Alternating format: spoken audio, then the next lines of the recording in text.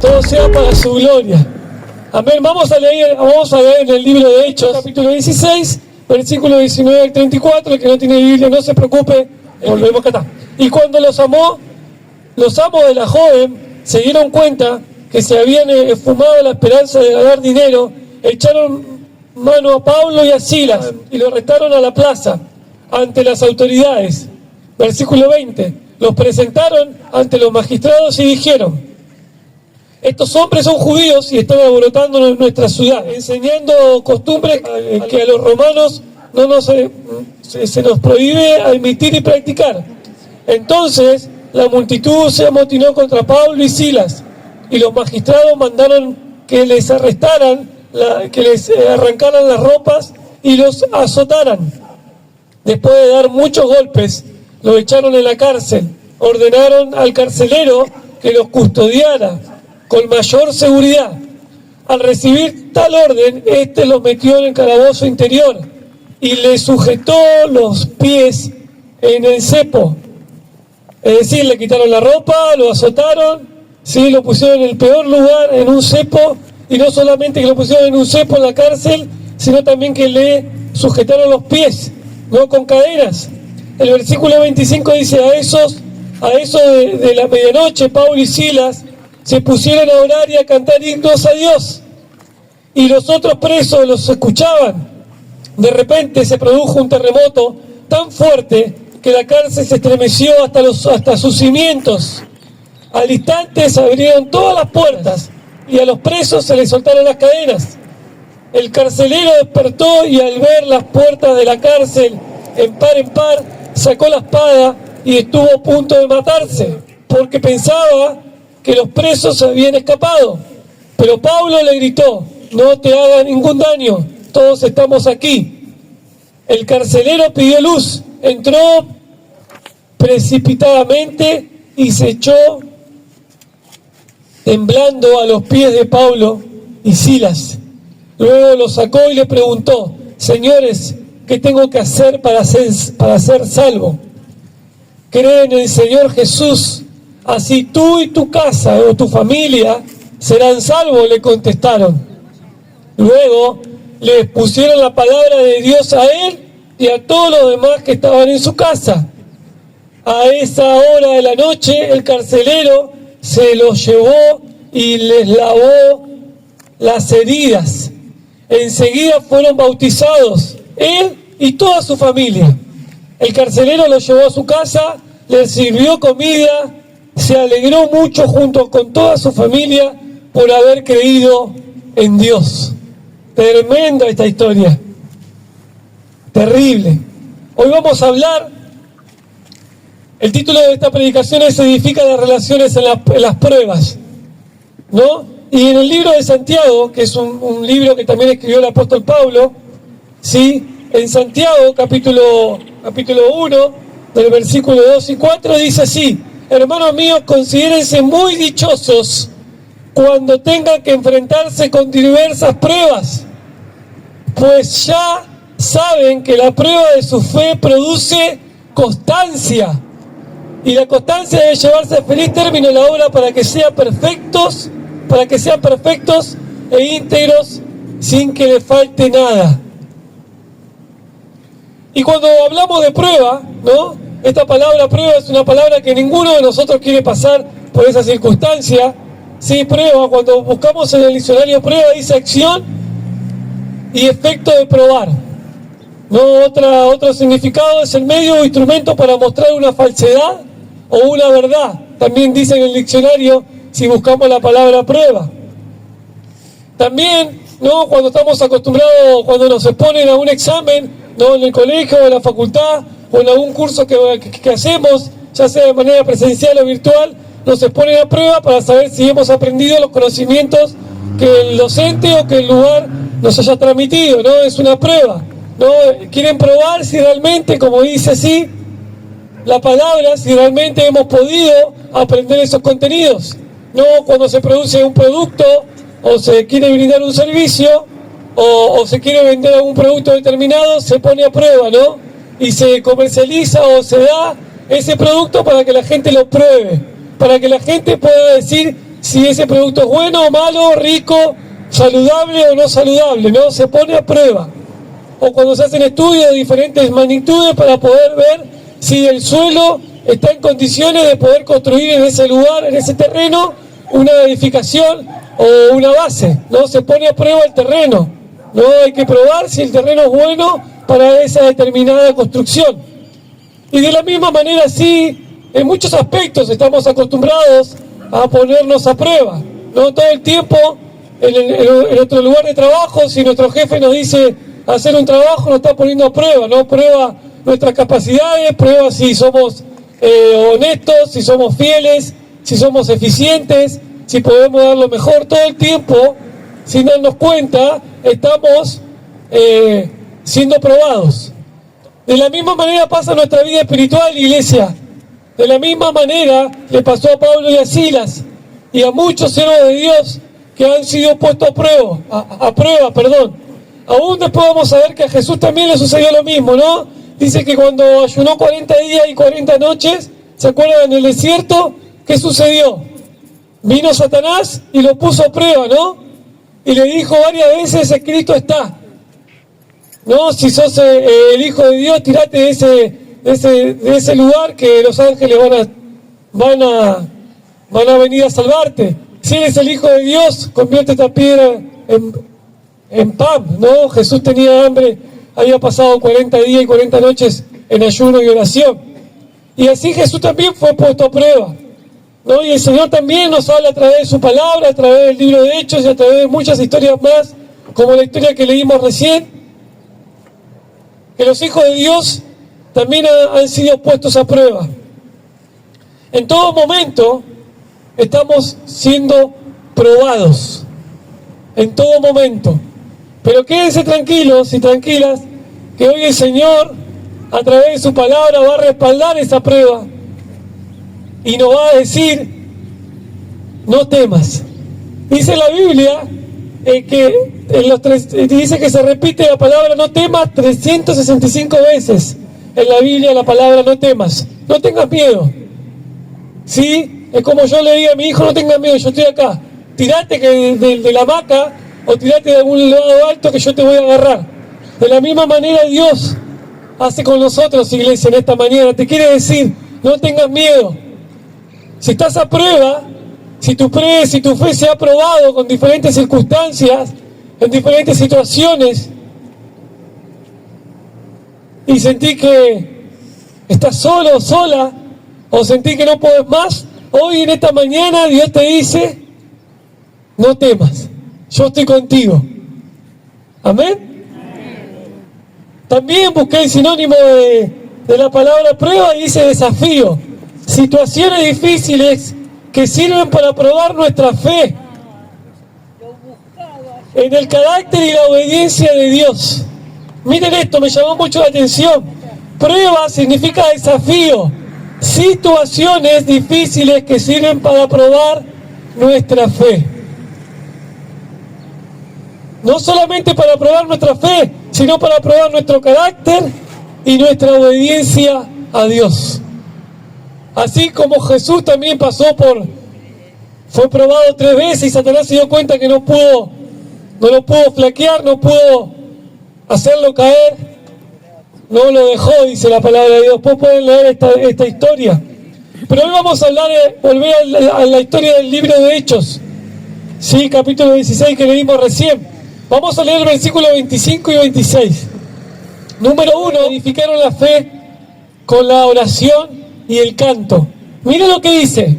Pero a medianoche, orando Pablo y Silas, cantaban himnos a Dios, y los presos oían. Entonces sobrevino de repente un gran terremoto, de tal manera que los cimientos de la cárcel se sacudían, y al instante se abrieron todas las puertas, y las cadenas de todos se soltaron.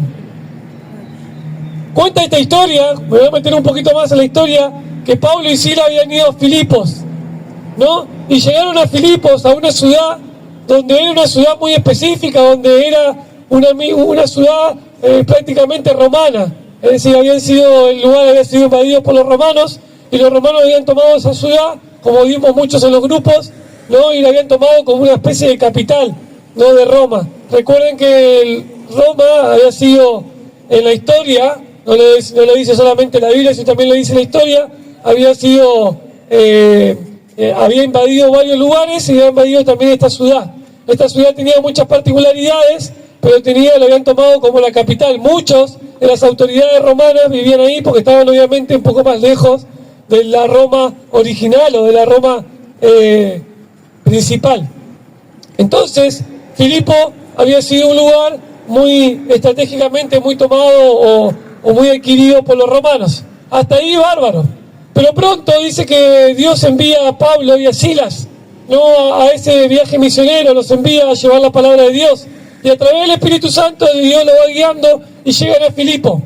Cuando llegan a Filipo conocen a Lidia, ¿no? Y que es la vendedora de púrpura y de telas púrpura, ¿sí? Y le predican la palabra de Dios. Y dice que se quedan un tiempo ahí con Lidia.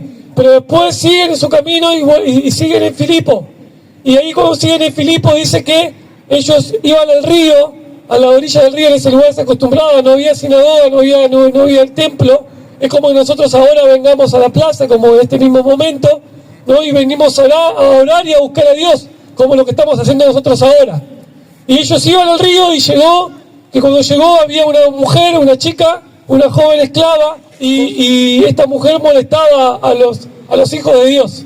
Y les decía, obviamente dice que tenía un espíritu de adivinación, ¿no? Sabía esta chica a través del espíritu de adivinación, un espíritu malo, un espíritu que no era de Dios, ¿sí? Exponía a ellos eran extranjeros, habían ido por el Espíritu Santo y Dios tenía algo especial para ellos, pero esta mujer por alguna razón venía y les decía, día tras día, vez tras vez, ustedes son hijos del Altísimo, ¿no? Hijos del Altísimo, un día, 2 días, 3 días, dice la palabra de Dios, hasta que Pablo se cansó y Pablo reprendió, ¿no? Y la reprendió a esta muchacha, a esta joven, ¿y qué sucedió? Fue libre, ¿no? Y no es como todas las historias que nosotros conocemos, que fue libre y se pusieron contentos porque esta mujer salió de la esclavitud, de ese espíritu inmundo que la perturbaba, sino que los amos la utilizaban para poder sacar ventaja y ganancia de ese espíritu que ella tenía. Miren esto, impresionante. Cuando los amos se dieron cuenta que esta chica, esta joven, fue libre, se enojaron en gran manera. Y ahí comenzó la historia que nosotros leímos. Se enojaron tal, fue el enojo, ¿no? Porque se les terminó el negocio, que mandaron a Pablo y a Silas a la cárcel. Y no solamente los mandaron a la cárcel, sino que también los azotaron. Y los hirieron, les sacaron las ropas, ¿no? Lo humillaron. Y no solamente que fueron a una cárcel común, sino que también les dice, los magistrados y esta gente romana le dice, mándelo al cepo a un lugar, asegurate, le dice al guardia, al jefe de la guardia de la cárcel, asegurate que estén bien guardados. Que no salgan, asegurate que estén bien guardados. Así que le quitan la ropa y le ponen unas cadenas, no en las manos, sino en los pies. Me imagino que también en las manos, no dice la palabra de Dios. Habla de los pies. Pero ¿qué sucede acá? Pablo y Silas no se lamentan, no lloran, no le hacen una oración a Dios y Señor, ¿por qué estoy pasando esta situación? Señor, ¿por qué yo y no otra persona? Señor, ¿por qué tengo que pasar esto cuando yo soy tu hijo y estoy predicando el Evangelio, estoy orando por la gente? Dejé todo lo que tenía para seguirte a vos y ahora estoy pasando por esto. Yo y muchos de nosotros tendríamos todas esas respuestas hacia Dios. Pero por alguna razón, la historia no cuenta eso, porque no sucedió. La historia cuenta de que Pablo y Silas, 2 hombres de Dios que habían dejado todo por seguirle, no se quejaron a Dios, no se plantearon una escena diferente, ni se enojaron con Dios.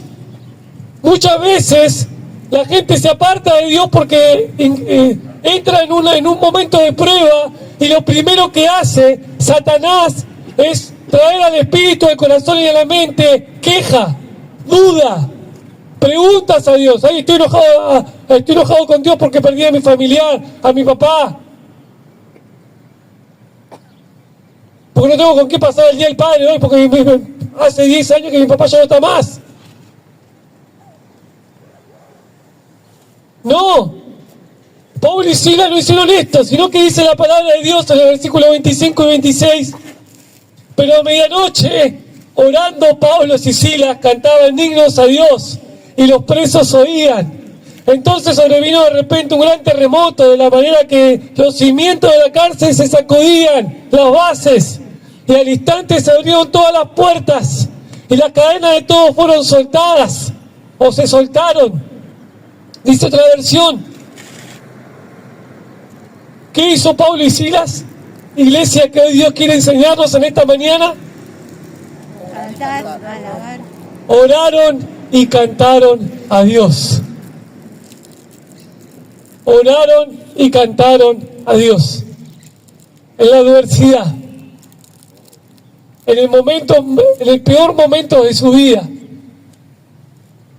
en la peor prueba, en la peor crisis.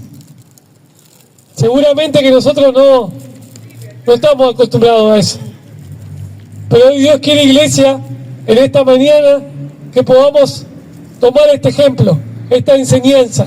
Y cuando estamos en dificultades, en situaciones difíciles, en pruebas, en lucha, dejemos la queja de lado, en el nombre de Jesús, Señor.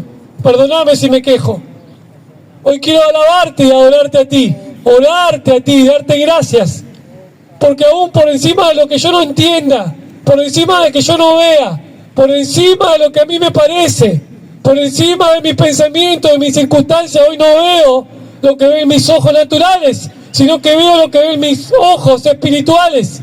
Hoy no veo lo que yo está acá al alcance de mi mano, al alcance de mis ojos, sino veo el propósito por el cual vos me llamaste y por el cual hoy estoy en esa circunstancia, en esa prueba y en esa dificultad. Hoy el Señor nos quiere enseñar, iglesia, que podamos levantarnos en oración y que podamos levantarnos en cántico, en alabanza, orar y cantar. Mueve la mano de Dios. Ya lo dijimos una vez, ¿no? Que no es que el periodo de cantar, de alabanza y de oración acá con las hermanas y los hermanos no es un tiempo más para escuchar la palabra de Dios o para hacer tiempo, no. Es el momento de acercarnos a Él, el momento de estar con Él, el momento de, a través de la música, poder estar más cerca de Él. Y en esta mañana, iglesia, hoy Dios nos da dos herramientas fundamentales: la oración y el cantarle y adorarlo a Él. Son las herramientas, son nuestra espada. Son dos herramientas que mueven la mano de Dios. Fue así que movió tanto la mano de Dios que sobrevino de repente un gran terremoto. Y de tal manera que los cimientos de la cárcel se sacudían. Y al instante se abrieron las puertas y los cerrojos se soltaron. No fue casualidad. Seguramente Dios estaba respondiendo a las oraciones y a la adoración y al cantar. Cuando cantamos, iglesia, y oramos, se mueve la mano de Dios. Es una regla espiritual. Cuando cantamos y adoramos a Dios, se mueve la mano de Dios. Y hoy quiere enseñarnos, iglesia del Señor, que debemos cantar y adorarlo a Dios. Y a veces hasta cantar en oración. ¿Qué quiere decir esto? Canto lo que hay en mi corazón de parte de Dios. Como si fuera una oración, pero lo hago de manera cantada. ¿Por qué? Porque le estoy diciendo lo que hay en mi corazón. Esté triste, esté enojado, esté enojada, esté feliz, esté sin respuesta. Que Dios nos dé la gracia, iglesia, en esta mañana para utilizar estas dos herramientas, la oración y el cántico, para poder pelear la batalla de nuestra fe y poder superar cada una de las pruebas. Número 2, edificaron la confianza predicando la palabra de Dios, trayendo la palabra en un tiempo oportuno. También podemos definir este punto. Edificaron la confianza predicando la palabra de Dios. Dice en el versículo 27 y 30, siguiendo esta historia: despertando el carcelero, viendo abiertas las puertas de la cárcel, sacó la espada y se iba a matar, pensando que los presos habían huido, se habían escapado. Mas Pablo exclamó a gran voz, diciendo: no te hagas ningún mal. ¡Ey, carcelero! ¡No te hagas ningún mal! ¡Pará un poco! Estamos acá, todo oscuro de noche, ¿no? Humo, polvorea, no sé, me imagino que había ido a tierra por el temblor. Y le dijo, esperá, ¿qué haces? Estamos todos acá. Mas Pablo exclamó una gran voz diciendo, no te hagas ningún mal, pues todos estamos aquí. Él entonces, pidiendo luz, ilumínenme a ver qué pasa. Pidiendo luz, se precipitó dentro, entró entusiasmado, rápido, para ver si realmente lo que le decía era verdad, y temblando, se postró a los pies de Pablo y Silas. ¿Y qué le dijo? Señores, ¿qué debo hacer para ser salvo? Se arrodilló, se postró y le dijo, señores, ¿qué debo hacer para ser salvo? ¿Qué debo hacer? ¿Qué debo hacer?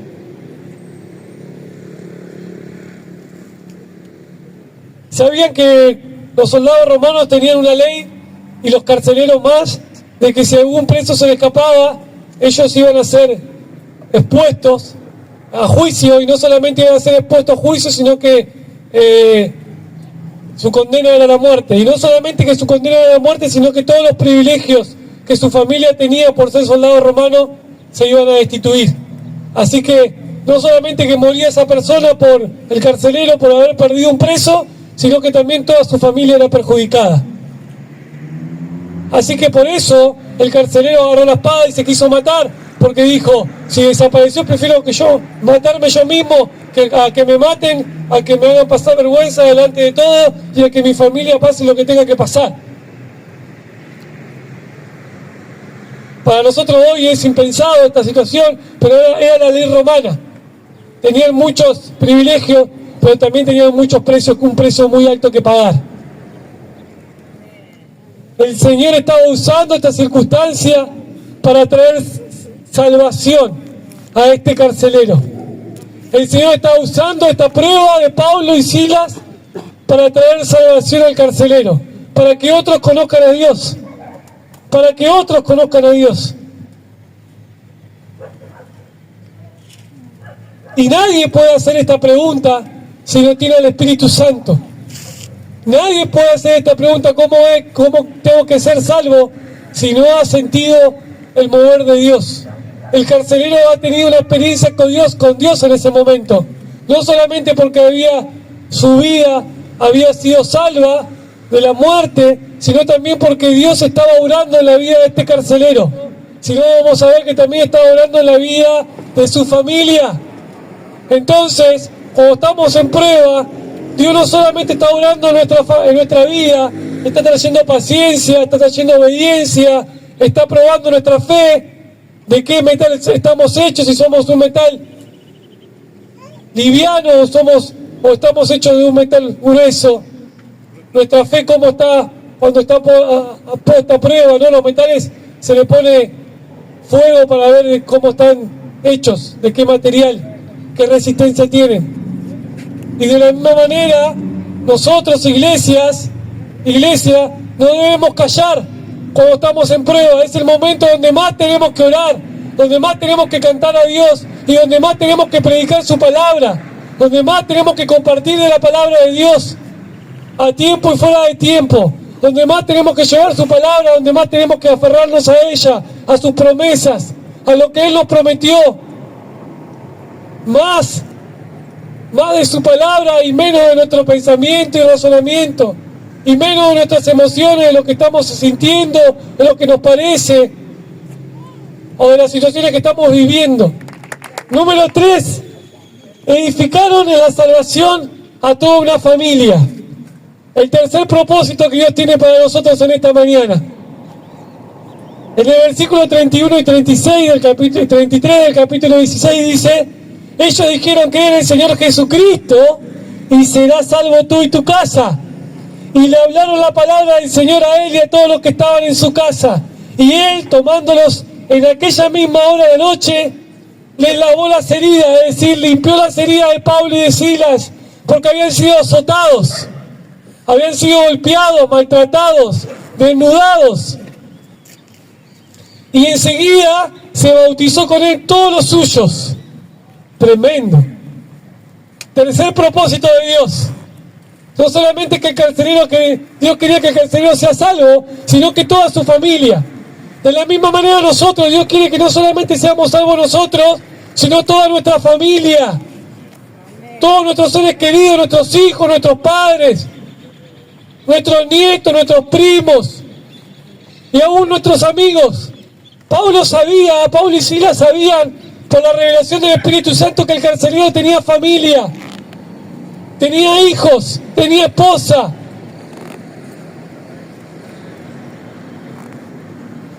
Y que por alguna razón no solamente él iba a estar preocupado por él mismo, sino que también Dios quería obrar en la vida de esta familia.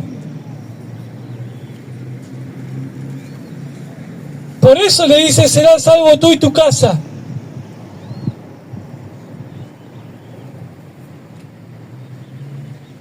Serás salvo tú y tu casa.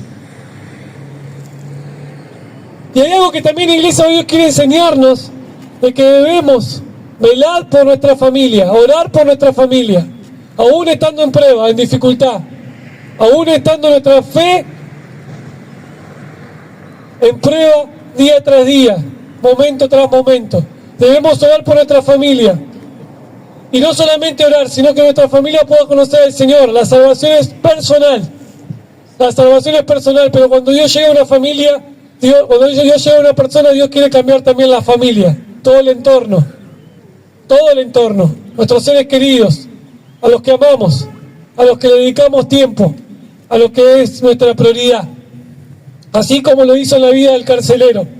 Pero la salvación es personal. Así que dice la palabra de Dios que todos escucharon la palabra. Dice que el carcelero lo llevó a la casa de él y le sanó las heridas. Y ahí Pablo y Silas comenzaron a hablar la palabra de Dios a la familia. Es decir, que yo no soy salvo porque mi mamá sea salva, sino que yo soy salvo porque recibo a Jesús como mi Señor y Salvador personal. Si mi mamá ahora es salva o no, va a depender de ella. ¿Qué quiere decir esto, iglesia? Que debemos hablarle a nuestra familia de Dios. No es porque nosotros oremos por nuestra familia o nosotros vengamos a la iglesia, ellos están cubiertos. Sí, claro que sí, que la oración mueve la mano de Dios. Y muchas veces Dios liberta a nuestros seres queridos de accidentes, de situaciones, de enfermedades por nuestras oraciones. Aún aquellos seres queridos que no conocen a Dios.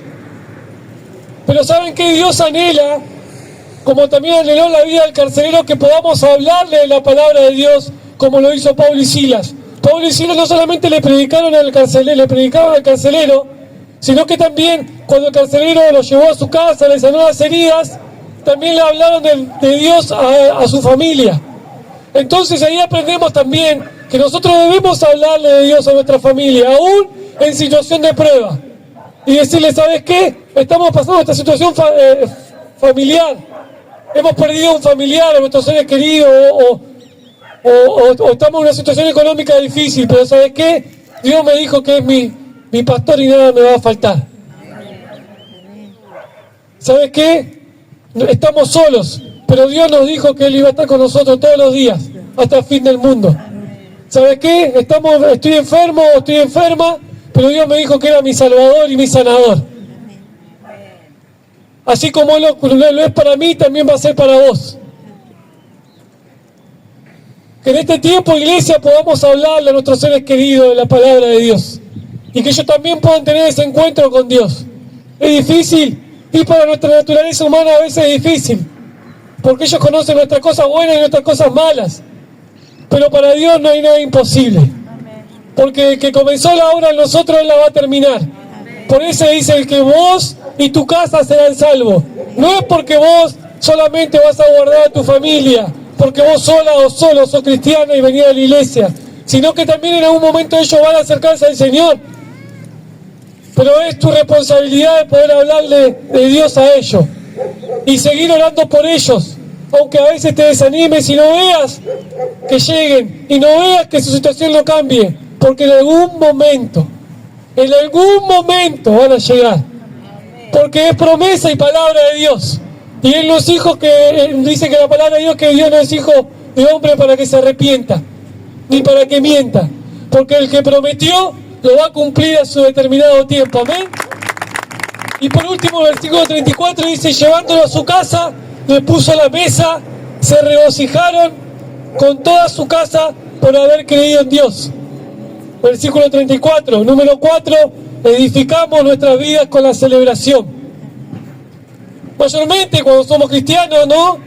Y cuando nos volvemos a Dios después de una vida de estar lejos de Dios, de estar en el mundo, la gente cree que no somos alegres, que somos aburridos, que no celebramos, que no vamos a una fiesta, ¿no? Porque cree que porque tenemos que emborracharnos para divertirnos o tomar alguna sustancia o hacer cosas que ellos están acostumbrados, ya somos aburridos. Pero hoy Dios quiere enseñarnos que así como hay fiesta en los cielos, también nosotros debemos estar contentos y felices cuando un pecador se arrepiente, dice la palabra de Dios. Ellos celebraron,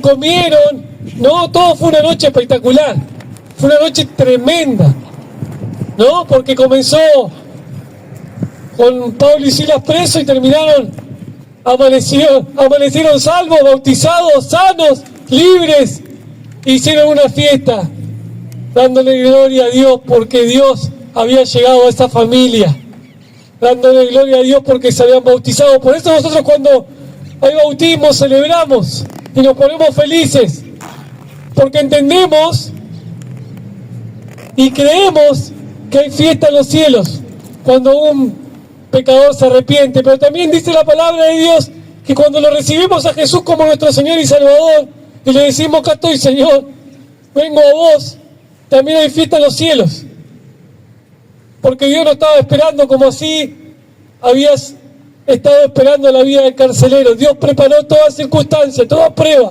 toda dificultad.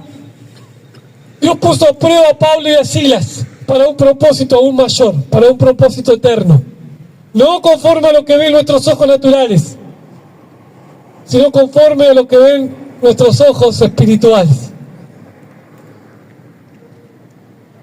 Ellos celebraron. Y también lo mismo el padre, cuando vino su hijo que se había perdido, celebró. Dijo, maten al mejor becerro, cámbienle las ropas, pónganle sandalias en sus pies, pónganle su anillo, el anillo real de que pertenece a ser hijo mío, y hagamos fiestas.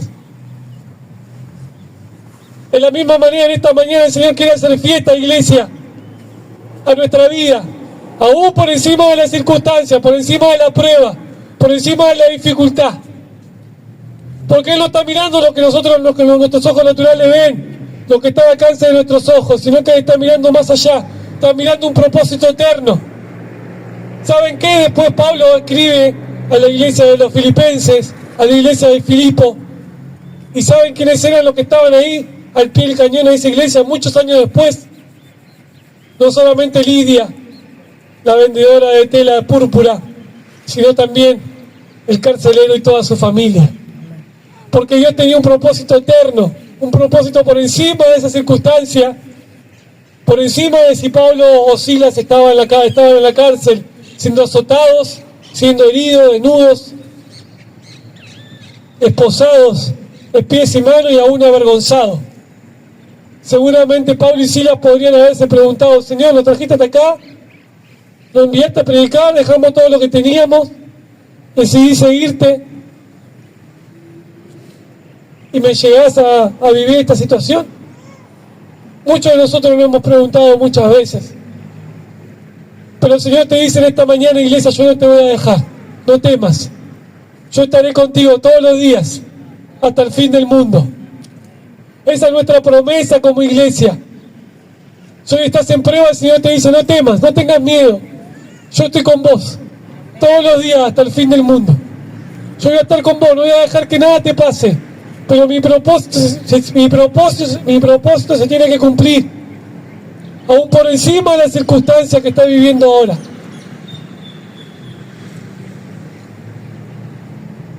Amén. Yo estoy contigo, te dice el Señor, yo estoy con vos. No tengas miedo. Yo estoy con vos, te dice el Señor. No tengas miedo. Propósito eterno, dice el Señor. Un propósito más allá de lo que vos podés ver e imaginar. Porque ni ojo vio ni oído yo las cosas que Él tiene preparadas para aquel que cree en Él.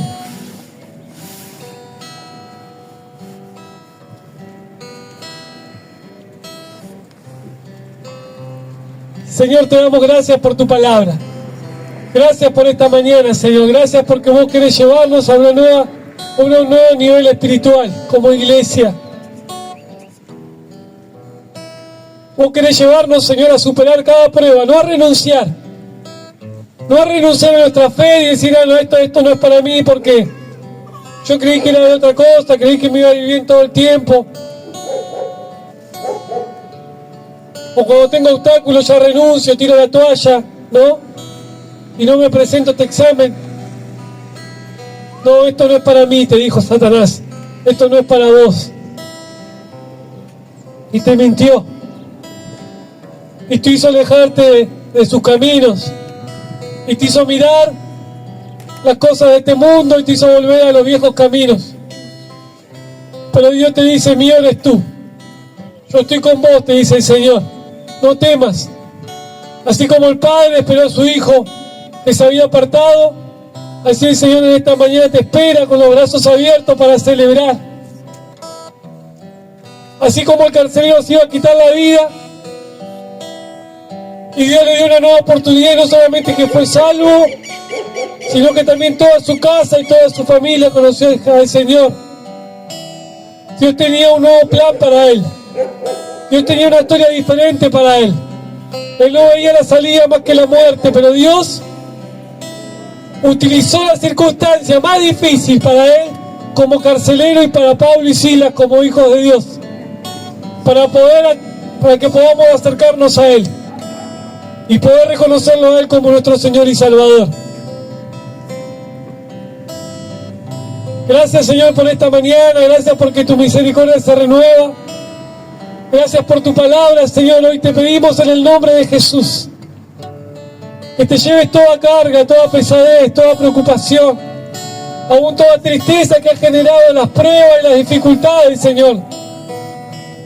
Aún toda lucha espiritual que se haya levantado en contra de nosotros, en contra de nuestra familia, en contra de nuestros seres queridos, Señor. Hoy venimos a vos confiados, reconociendo que te necesitamos una vez más, Señor. Reconociendo que vos sos nuestro Padre Celestial. Y diciendo una vez más, Señor, ¿a dónde iremos? Si solo tú tienes palabra de vida para nosotros. ¿Qué quiere que haga? Le dijo el carcelero Pablo y a Silas. Y postrándose, yo quiero ser salvo. En esta mañana vos podés también decirle al Señor, yo quiero ser salvo. Acá estoy. Lo he intentado todo, pero no he podido, Señor. Hoy me vuelvo a ti.